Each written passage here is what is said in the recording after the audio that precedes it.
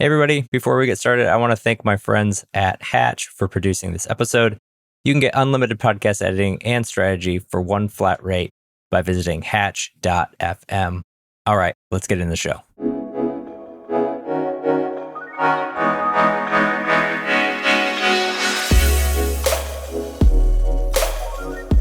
Welcome to Distribution First, the show where we flip content marketing on its head and focus on what happens after you hit publish. Each week, I share playbooks, motivations, stories, and strategies to help you repurpose and distribute your content because you deserve to get the most out of everything you create.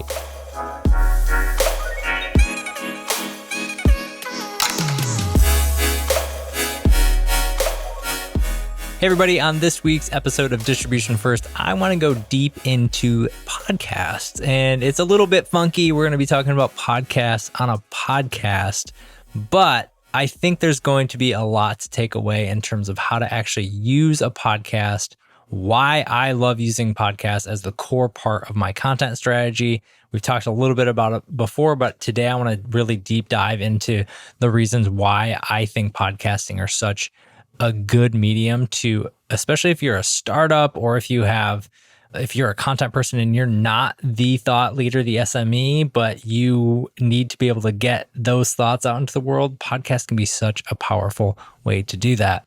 And if you stick around to the end, I'm actually going to give you some tips on getting started. I just started a podcast, but I also helped another company start their podcast recently. Shout out to Matt, shout out to Andy if you're listening. But I want to give you some tips on how to actually get started with a podcast if you haven't. And they're not the typical ones either. It's not like, get a good camera and a good microphone. We're going to go into a little bit of a different angle with it. So stick around and we'll get into that as well. But let's get into the show. All right, let's get into the 3 reasons why creating a podcast can be a powerhouse for your content marketing efforts.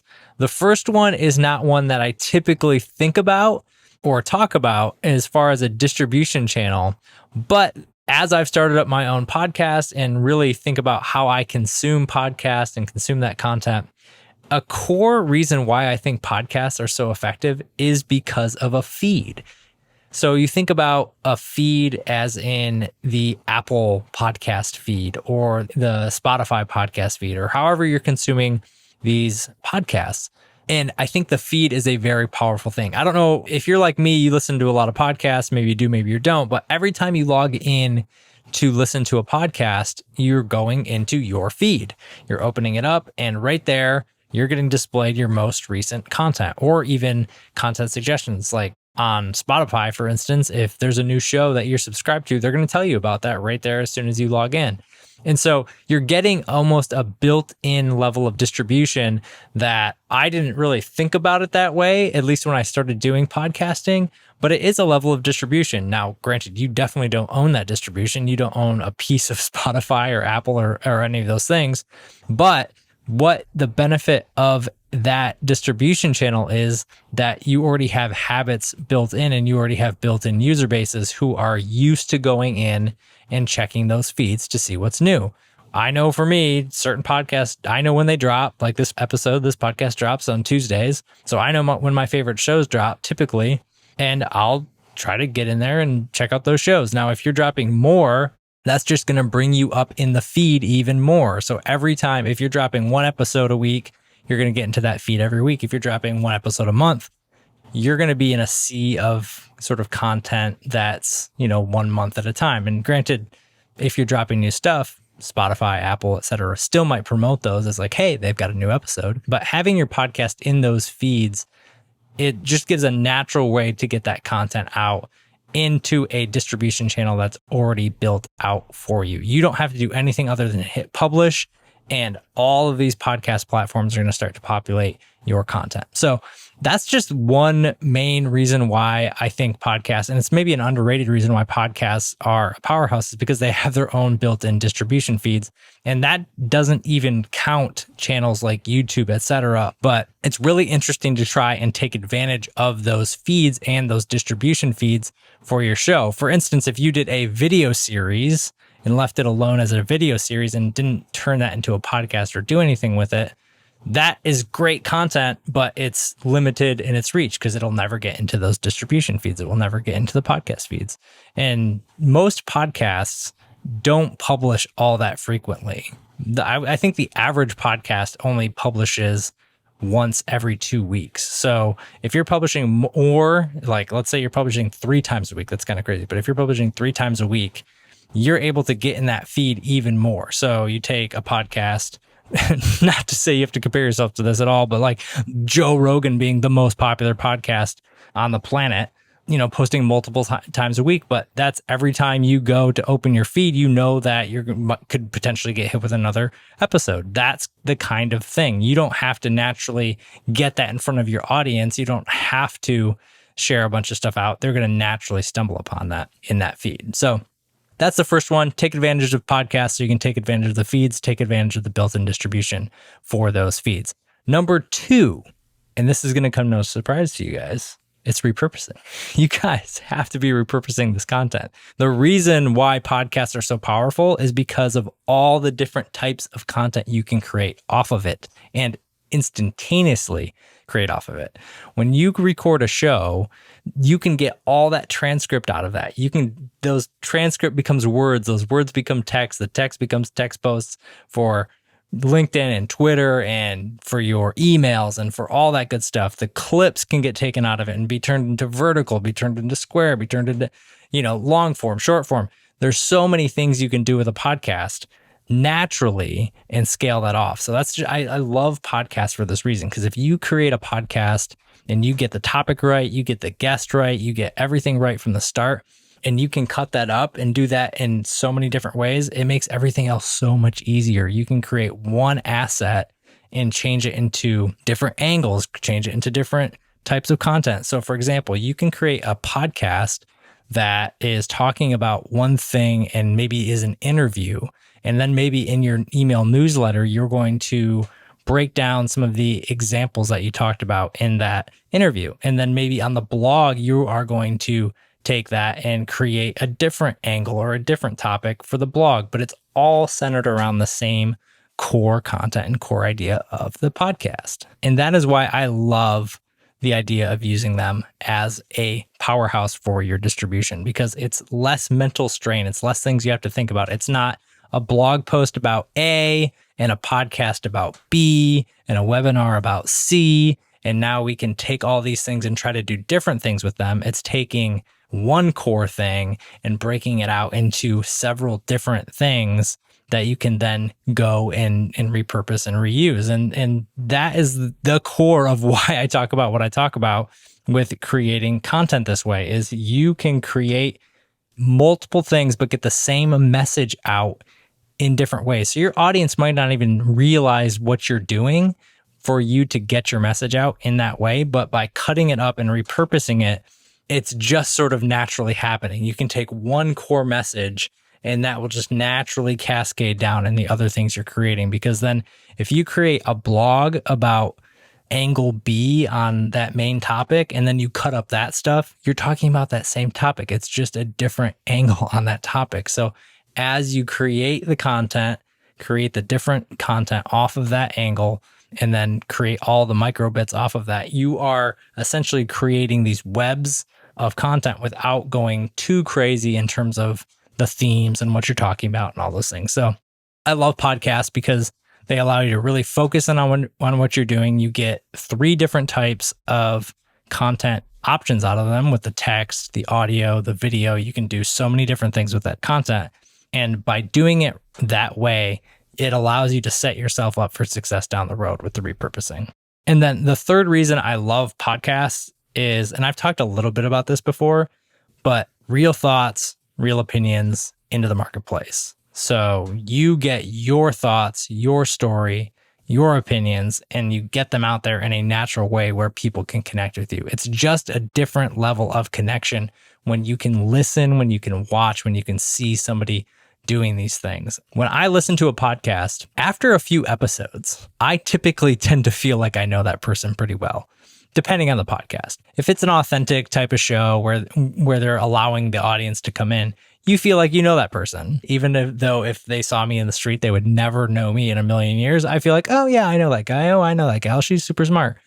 And so I think they just podcast, video, audio, hearing what somebody has to say, it's either going to completely draw you in and create a connection with that person, or it's going to completely revolt you and be like, oh, I hate that guy's opinion. I hate that gal's opinion. I don't want to ever hear from her again.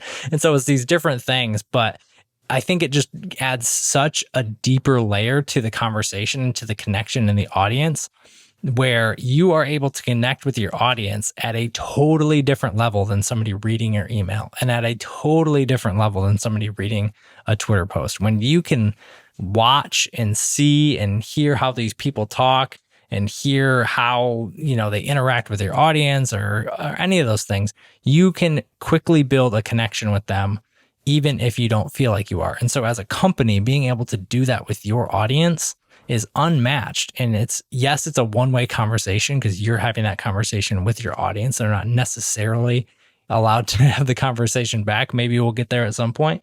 But what it allows you to do is get your thoughts and your opinions and your mannerisms and how you talk about it and all those things and your opinions, get those into your audience and get them to be able to actually hear what you have to say about those things. And I just think that's a huge, huge part of podcasts and why they're so important for content marketing moving forward. All right, now that we've kind of covered the 3 reasons why I love podcasts, I do want to get into some of these tips. I want to be able to help you guys get started and create content and create podcast content that is valuable. And so the first one is actually, it might throw you for a loop here. The first suggestion, the first tip I have on getting started is to actually not start a podcast. The first suggestion before you even start thinking about starting a podcast is to potentially create other short form types of content that aren't tied to a podcast, because a podcast can feel like a ton of work and a ton of effort. And when you get committed, you're going to want to continue. Unless you're doing a short-lived podcast where it's serialized and you're going to bring people through, you're going to have some sort of season.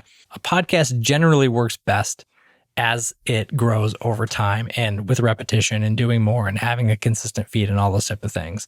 So before you get thrown in and try to do all this and try to set up a podcast and do all these things and make sure it's branded and try recording a few shorter things. I won't even call them episodes. I won't even call them, maybe you could call them videos, but create short form content. Maybe they're interviews with somebody at your company. Maybe they're a webinar, an event, something. Create these types of content to get use of the muscles that it takes to build that up. So when you are interviewing somebody, you have experience already doing that. When you are setting up a camera and trying to look into it, you know how to do that. When you are setting up your background and setting all of the things, all the minutia that I actually don't want to talk about when it comes to starting a podcast, these are the things you can test out in small form before you hop on and say, hey, we're committed. We're doing this podcast. Now I got to learn it all on the fly and I got to better make this good and it better sound good and it better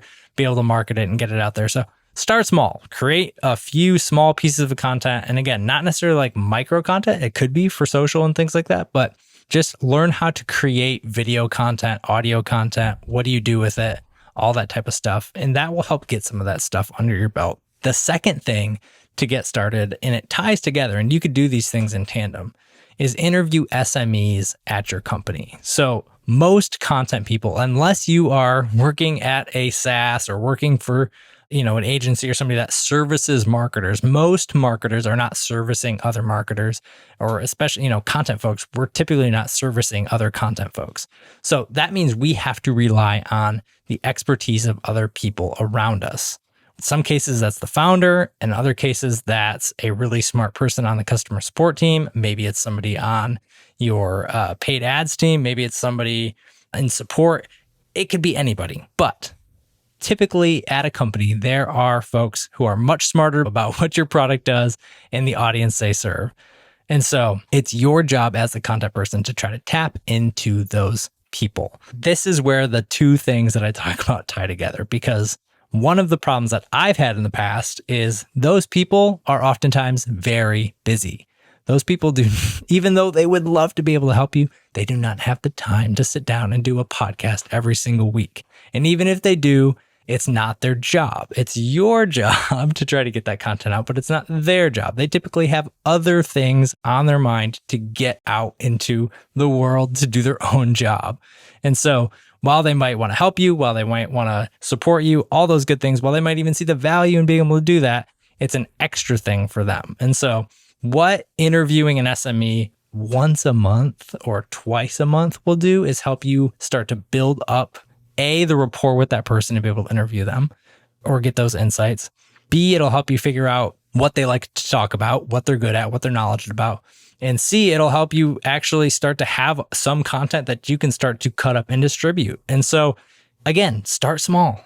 Interview your SME about a topic and just get that rhythm down and then build it from there. You might find after 5, 6, 7, 8, 10 of those interviews, after 10 months, you might have a good chunk of content there that you can turn into a podcast and repackage as a podcast. The rules to these things are not really written. So you can create your own rules on some of these things. You could package it all up into a video series if you wanted to. It wouldn't even have to be a show, but you're building up a war chest of content that you can repurpose and redistribute.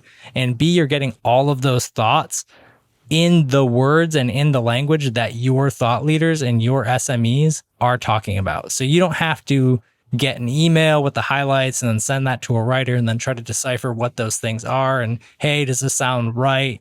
No, they're just talking about it. You already know it sounds right because it's in their voice. I love podcasts and audio for that reason. And honestly, to start, it could just be like a Loom video or a video where you're having them record it and send to you. It doesn't even have to be an interview. So yeah, I mean, the options are there. But I think being able to get your SME's thoughts once or twice a month, super easy way to get started. And then the third one, of course, it ties into the other two. And this is why I think working with the SME is super important, because you want to tie your show, hopefully, back to what you sell, back to your product, back to what you do. You want your show to kind of be the gateway, this natural entryway into your marketing, to where when you have people on or where you're talking about different ideas or all these things, they tie back to what you're eventually selling at the end of the day. Because otherwise, you're going to be cutting up all this content, shipping out all this podcast episodes, shipping out all these things into the feed. And at the end of the day, it's not going to A, get people aware of the true problems that they're trying to solve, and B, help them know that you help solve those problems.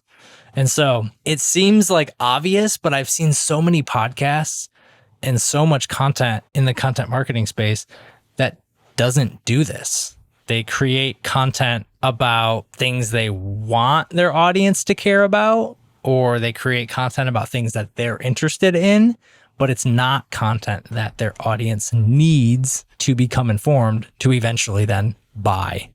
That's why you want to do this. You want to set this up as an educational, inspirational, funny, whatever you want to do for the show, but you want to be able to set up your podcast to where you are eventually tying it back into product where people understand, oh, yeah, that's what they do and that's how they solve it. And I may not be ready now, but I love their ideas. And eventually, when I am ready, I'm totally going to buy. I'm not even going to look at competitors because they've given me so much value.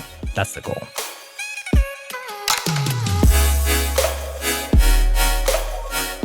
All right, I hope you enjoyed this episode of Distribution First, and thank you for listening all the way through. I appreciate you so much. And I hope you're able to apply what you learned in this episode one way or another into your content strategy as well.